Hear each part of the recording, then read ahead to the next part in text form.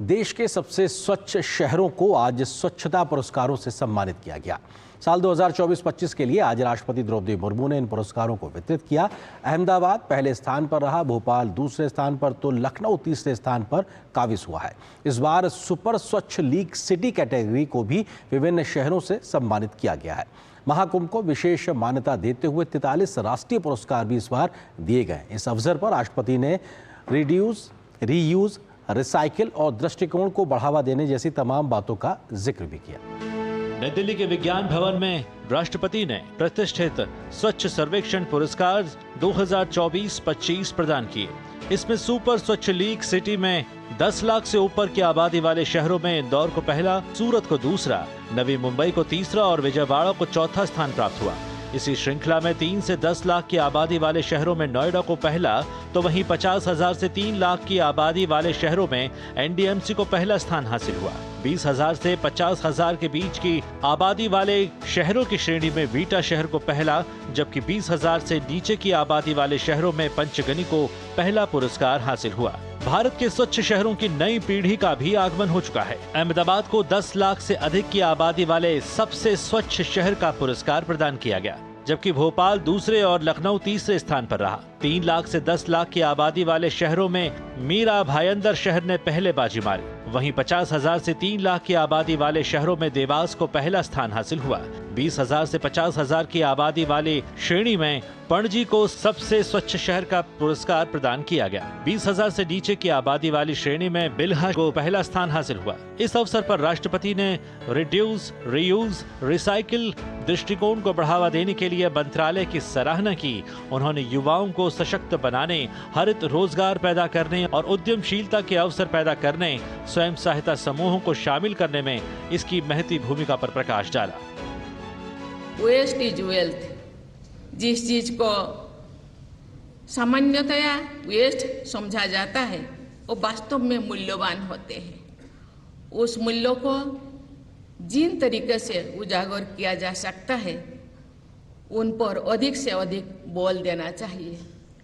मुझे ये जानकर प्रसन्नता हो रही है कि लाखों महिला उद्यमी और अनेक महिला स्वयं सहायता समूह वेस्ट टू वेल्थ में जुड़े हैं तथा कुछ बहुत अच्छे उदाहरण प्रस्तुत किए हैं। केंद्रीय मंत्री मनोहर लाल ने प्रयागराज को सर्वश्रेष्ठ गंगा नगर का पुरस्कार प्रदान किया। जीवीएमसी विशाखापट्टनम को सर्वश्रेष्ठ सफाई मित्र सुरक्षित शहर घोषित किया गया। महाकुंभ के दौरान असाधारण शहरी अपशिष्ट प्रबंधन के लिए उत्तर प्रदेश सरकार, प्रयागराज मेला अधिकारी और प्रयागराज नगर निगम को विशेष सम्मान दिया गया। स्वच्छ शहर साझेदारी पहल का भी शुभारंभ हुआ। केंद्रीय मंत्री ने 15 अगस्त 2025 से शुरू होने वाले त्वरित डंप साइट उपचार कार्यक्रम की भी घोषणा की। इस वर्ष हम एक नई पहल स्वच्छ सिटी पार्टनरशिप की शुरुआत कर रहे हैं। इस प्रक्रिया में बेस्ट परफॉर्मिंग शहर अपने राज्य में लो प्रदर्शन करने वाले शहरों का मार्गदर्शन करेंगे, जिसकी घोषणा आज हम इस मंच से कर रहे हैं। 34 शहरों को होनहार स्वच्छ शहर के रूप में मान्यता दी गई। हम चाहते हैं कि इंदौर सारे देश का एक प्रेरणा वाला प्रदेश बने। हमारे देश के प्रधानमंत्री और प्रदेश के मुख्यमंत्री हम सब मिलकर प्रदेश में स्वच्छता को एक मिशन करके काम कर रहे हैं और मुझे उम्मीद है कि आने वाले शहरों में भी मध्य प्रदेश स्वच्छता में नंबर 1 आएगा। One of the best things that Ahmedabad has done is reducing the waste, reusing the waste and recycling the waste. These 3 R methodology has been key to our achievement. सभी सूरतियों का परिश्रम में, हमारा सफाई कर्मियों का, हमारा वहीवट तंत्र का, हमारा शासकों का, हमारा आदरणीय प्रधानमंत्री जी के मार्गदर्शन में, उनके प्रेरणा से सूरत आज स्वच्छता में, स्वच्छ सर्वेक्षण में 2024 में टॉप रैंक प्राप्त किया है। स्वच्छ सर्वेक्षण 2024-25 परिणाम डैशबोर्ड का डिजिटल रूप से शुभारंभ किया गया, जिसमें रैंकिंग और उपलब्धियों का एक इंटरैक्टिव अवलोकन प्रस्तुत किया गया। Chandrashekhar, DD news.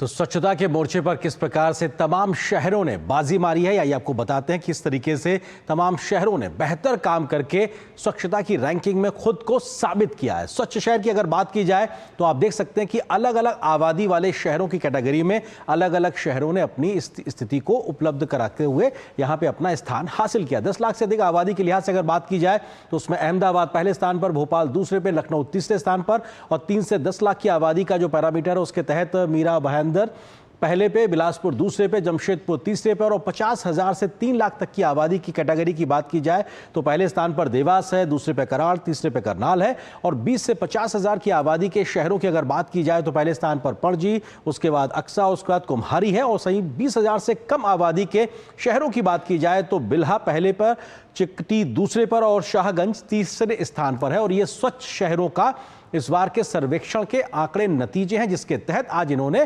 पुरस्कार हासिल किया है राष्ट्रपति महोदया के माध्यम से। तो ये अपने आप में देश के उन तमाम शहरों का जिक्र है जो अपने आप में बताते हैं कि उन्होंने बेहतर किया और उनके स्वच्छता के कार्यों को सम्मान दिया गया। अगले तथ्यों पर जाते हैं और आपको बताते हैं किस प्रकार से सुपर स्वच्छ लीग शहर की श्रेणी को जब विभाजित किया गया और उसके तहत जब आकलन किया गया तो कौन कौन से शहरों ने बाजी मारी है। इसमें 10 लाख से अधिक आबादी वाले शहर के तौर पर इंदौर ने बाजी मारी है, क्योंकि और इंदौर बीते कई वर्षों से लगातार इस तरीके का अपना स्थान हासिल किए हुए। दूसरे स्थान पर सूरत रहा है, तीसरे पे नवी मुंबई, और 3 से 10 लाख की आबादी की कैटेगरी के शहरों की अगर बात की जाए तो पहले स्थान पर उत्तर प्रदेश का नोएडा है, फिर चंडीगढ़, फिर मैसूर है। 50,000 से 3 लाख की आबादी की अगर बात की जाए इन शहरों की कैटेगरी में तो इसमें न्यू दिल्ली म्युनिसिपल कॉर्पोरेशन जो कि दिल्ली में है उसने पहला स्थान हासिल किया है, तिरुपति, उसके बाद अंबिकापुर है।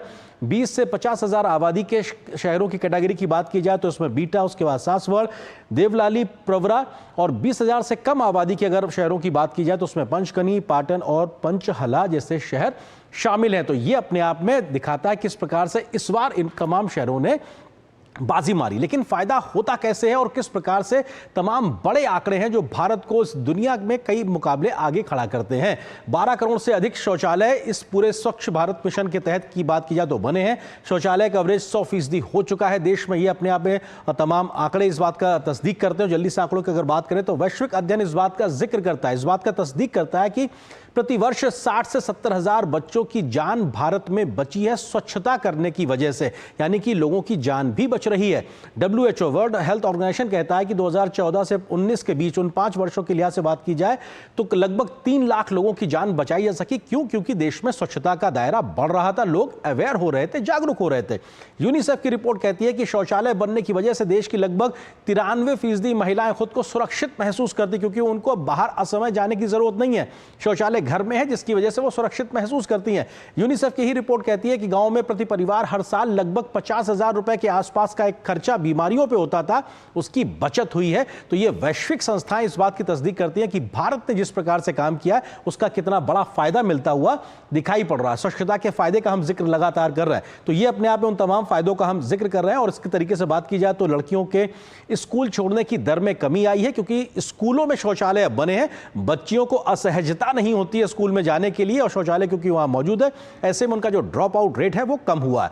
ODF यानी कि ओपन डिफिकेशन जो फ्री क्षेत्र हैं, खुले में शौच से मुक्त क्षेत्रों की वजह से स्थानीय स्तर पर भूजल में होने वाला जो प्रदूषण था उसमें कमी आई है, यानी कि पर्यावरण को भी संरक्षण मिल रहा है। बच्चों की मृत्यु दर में कमी आई है, MMR में लगातार कमी दर्ज की गई है स्वच्छता बढ़ने की वजह से। तो ये अपने आप में एक बड़ा पैमाने है जिसका फायदा देश की एक आम जनता को मिल रहा है। 2 अक्टूबर 2014 से स्वच्छ भारत मिशन की शुरुआत की गई, तो उसके बाद से एक मुहिम बन गया देशवासियों के लिए। लगभग 5,64,000 गांव ODF प्लस हो चुके हैं, जहां पे खुले में शौच से मुक्ति के अभियान से और आगे निकल चुके हैं। 5 लाख से ज्यादा गांव ठोस अवशिष्ट प्रबंधन के कवरेज को हासिल कर चुके हैं। लगभग 6 लाख या 6.25 लाख के आसपास के गांव की पूरी संख्या है देश में, तो ऐसे में बहुत बड़ी संख्या कवर हो चुकी है। 5.25 लाख गांव तरल अवशिष्ट प्रबंधन के कवरेज को हासिल कर चुके हैं, यानी कि जो कूड़ा का प्रबंधन है उस दिशा में भी गांव बहुत बेहतर कर रहे हैं।